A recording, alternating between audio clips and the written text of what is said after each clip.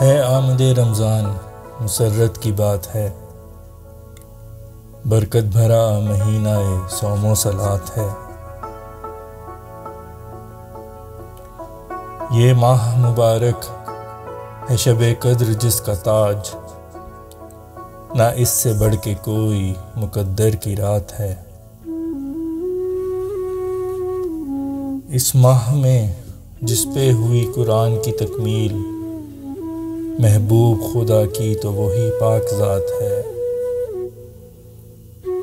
उतरे हैं फरिश्ते, पड़ा है कैद में इब्लीस, ये हक की फतह है, यही बातिल की मात है। इस माह मुबारक में चलो अहद करें हम में कोई तफरीक है न ज़ात पात है।